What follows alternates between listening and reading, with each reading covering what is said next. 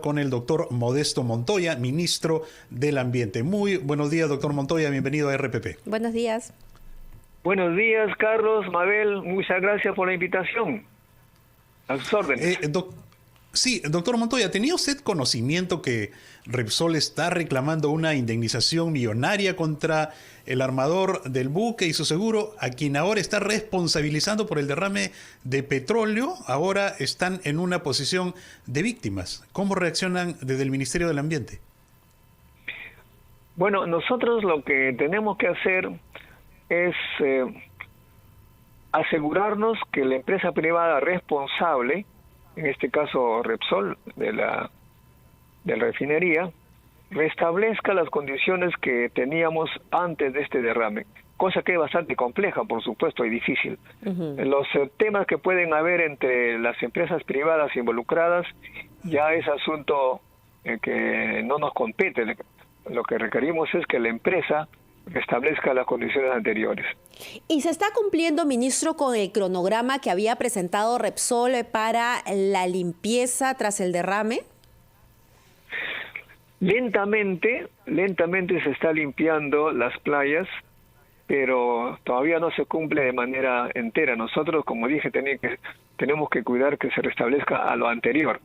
Hemos ido personalmente, la gente de MINAM, con un grupo de expertos, a las islas donde están las aves guaneras, ¿no?, in situ, y hemos podido comprobar, en primer lugar, que no han limpiado esta espuma blanca que rodea a las islas, que es producto del petróleo que reacciona físico-químicamente con el mar, con las aguas del mar en movimiento. Esto es lo que ellos, por ejemplo, no han hecho, pero están haciendo análisis químicos. Hemos visto que hay una especie de canoa allí moderna, que ha ido a sacar muestras. Da la impresión que estuvieran queriendo mostrar que esa espuma no viene del petróleo, cosa que es totalmente falso. Pues mire, el comité de expertos que ha enviado a las Naciones Unidas hizo un informe el día viernes, y él señaló claramente que esta espuma blanca es lo que nosotros conocemos como la espuma del chocolate. Cuando uno bate el chocolate de una taza sale una espuma blanca, y este es producto de la interacción del petróleo con el agua en movimiento, la agua marina. De modo que la empresa, en lugar de estar limpiando lo que tiene que hacer, está buscando, como en este caso que me está señalando, buscando otros culpables. Me da la impresión que hay ahí un cierto grado de desconsideración con la naturaleza. Pero, como digo, el Ministerio del Ambiente tiene todo un plan de contingencia que tiene que cumplir la empresa, y en caso que no lo haga, pues va a tener que pagar las multas correspondientes, si es que de acuerdo a normas nacionales e internacionales. Ese es nuestro rol. Y por supuesto, mire, nosotros no tenemos la tecnología en el Estado para hacernos cargo de la limpieza de las islas, si no ya lo hubiéramos hecho automáticamente, porque ministro, después tendría que pasar la factura a la empresa. Lo que sí estamos participando es en la limpieza de las playas con las otras empresas privadas, y agradezco enormemente a las universidades que con sus jóvenes están participando. Las universidades estatales y privadas participan de manera, por supuesto, desinteresada en la limpieza de las playas.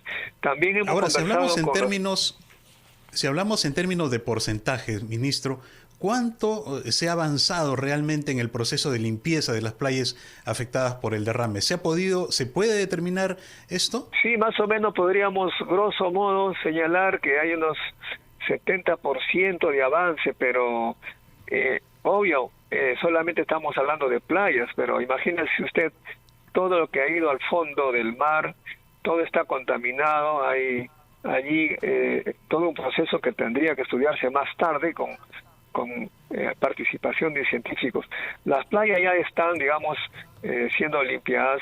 Las piedras que han sido impregnadas de petróleo, se ha tenido que usar agua a presión para limpiarlos. Todavía no están, todavía ahí están, ¿no? Se está recopilando esto, colectando a depósitos poco a poco. Solamente, grosso modo, se habrá recuperado 2.000 barriles de petróleo, y lo que se ha derramados son acerca de 11.000, imagínense. Ministro. Y por supuesto, el resto del petróleo ha ido también a otros lugares del mar o alejados de la playa que son parte de la contaminación. De modo que en las playas sí hay un 70%, pero más allá hay muchísimo petróleo que tendría que haber sido a tiempo, por supuesto, colectado antes que se disperse. Ministro, Mientras usted ha más mencionado... tarde se dispersa es peor. Sí, si me permite, usted ha mencionado que en nuestro país no contamos con la tecnología para poder también asistir en la limpieza, porque esto es urgente, ¿no? Si bien la empresa es responsable de hacer la limpieza y restaurar toda el área, mientras pasa el tiempo, la situación es más complicada porque se expande, ¿no? el petróleo.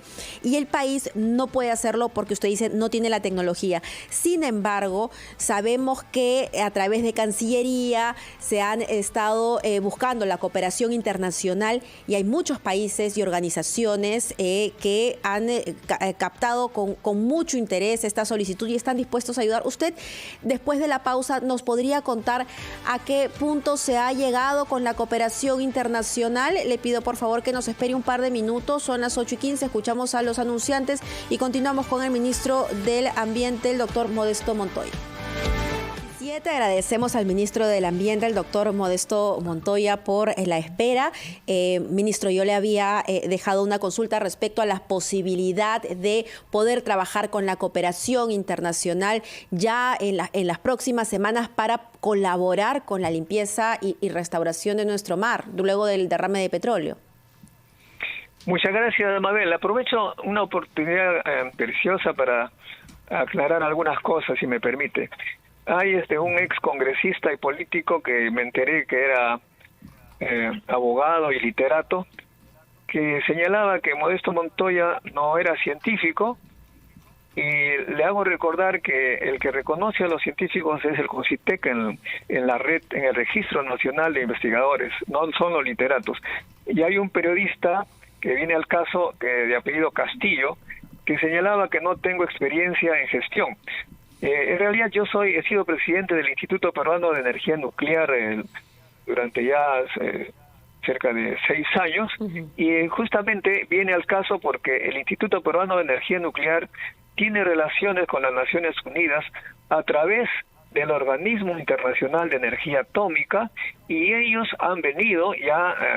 antes que yo sea ministro, como presidente del IPEN, hemos conversado con estos expertos, en primer lugar, para hacer el monitoreo de los químicos que se han derramado, la dinámica de los químicos, ¿no?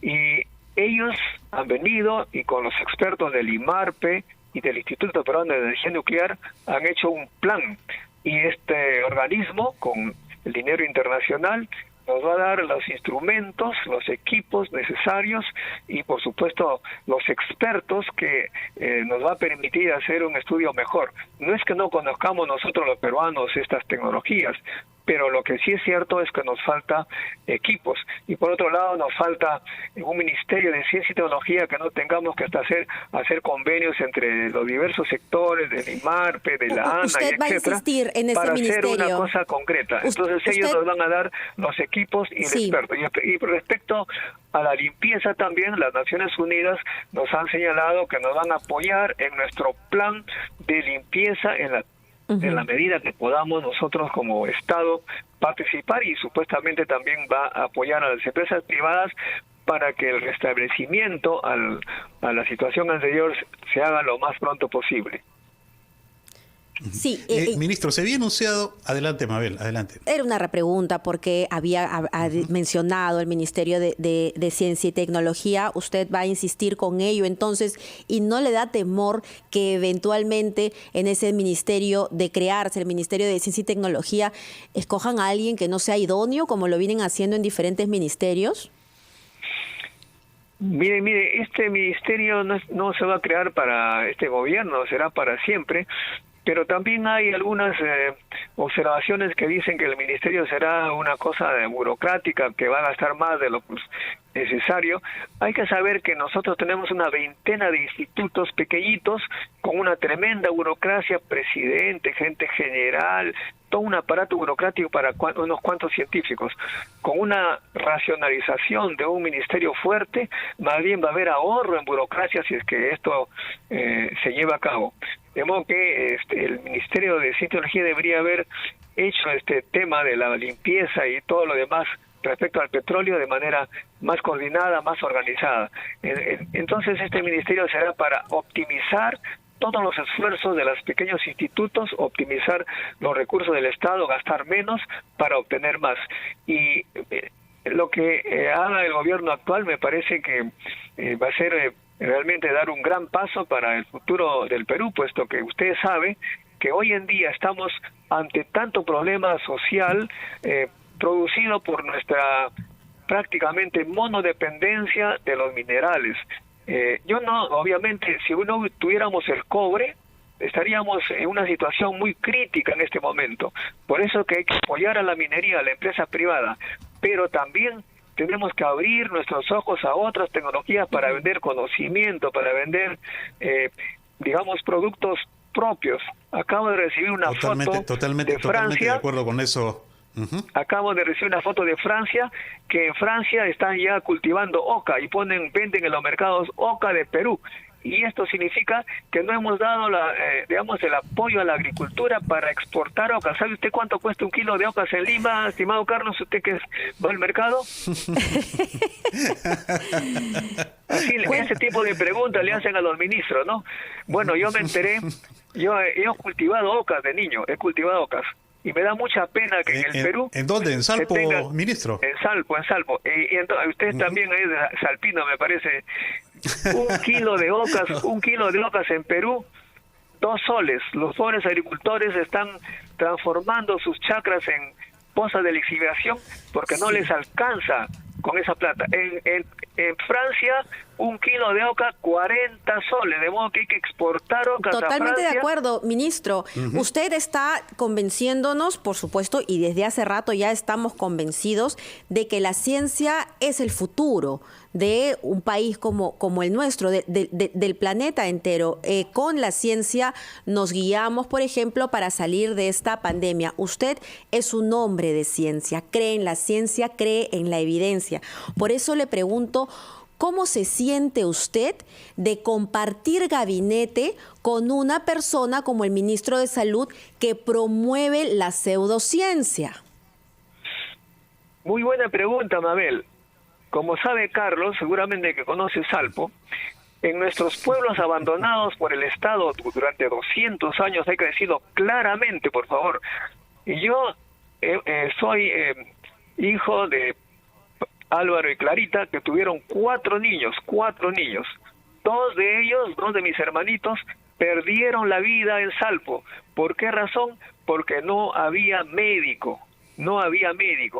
En mi época, quien nos atendía a todos nosotros era un farmacéutico de apellido Reyes, que realmente era muy cariñoso con todos nosotros y nos curaba de lo que podamos. Él era farmacéutico y era encargado, y se encargaba de todo, prácticamente todas las enfermedades. Esa es la realidad de nuestro país. Pero nadie niega esa realidad, ministro. Lo que le estoy preguntando a usted... Necesitamos un profesional que tenga una mirada completa del problema complejo que tenemos en el sector salud. Y que no venda agüitas milagrosas, ni que confíe la salud de un ser humano en una agüita milagrosa y que la verdad nos estafe con esa agüita milagrosa, que no existe.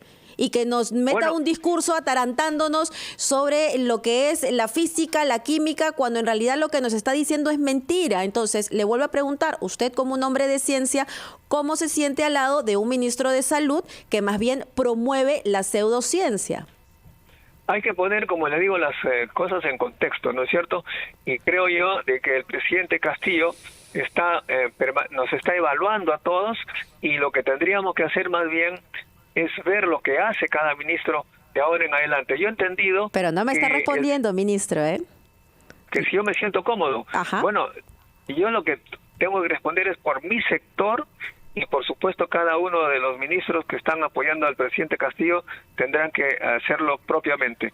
Yo francamente, como le estoy diciendo, haciendo análisis en retrospectiva de mi situación de andino, de niño, sé perfectamente cómo actúan los médicos, los farmacéuticos, que necesitamos nosotros apoyo, y el señor Condori, el doctor Condori, nos ha dicho claramente que se va a vacunar a todos, incluso habla de la 4ª vacuna, y que efectivamente también nos dice que hay que atender otras enfermedades.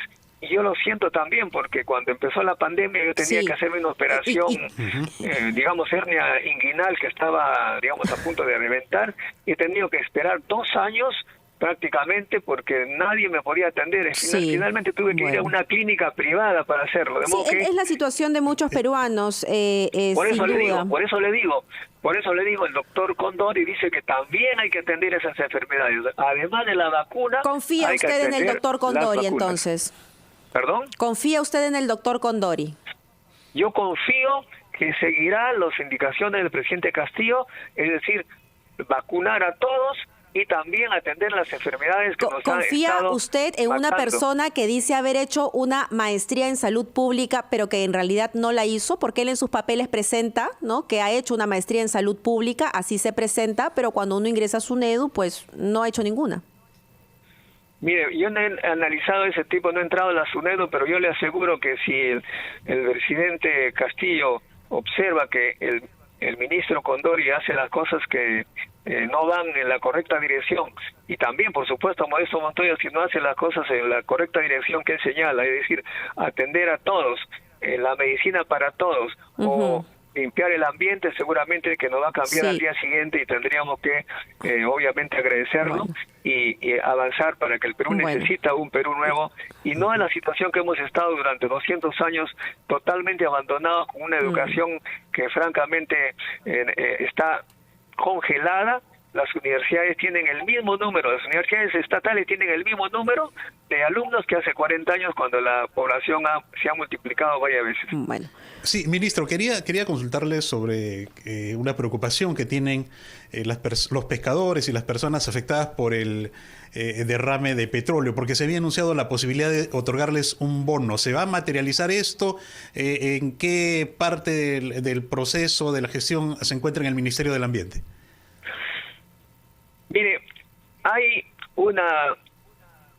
la institución llamada Fondepes, ¿no? No tiene recursos para ayudar económicamente a los pescadores, pero sí está Fondepes, que justamente apoya este aspecto, ¿no? Ellos están, entiendo, haciendo las averiguaciones y haciendo la chanchita, como se dice, para apoyar a los pescadores. Pero claro, eso tiene que ver el Ministerio de Economía y dar los recursos necesarios. Lo que tiene que estar claro, que todo eso tiene que ser al final reembolsado por la empresa privada, que es la responsable de esta catástrofe. Doctor Montoya, muchísimas gracias por estos minutos. Esperemos tener oportunidad para conversar en otro momento. Era el ministro del Ambiente, el doctor Modesto Montoya, a quien volvemos a agradecer. Son las 8:30.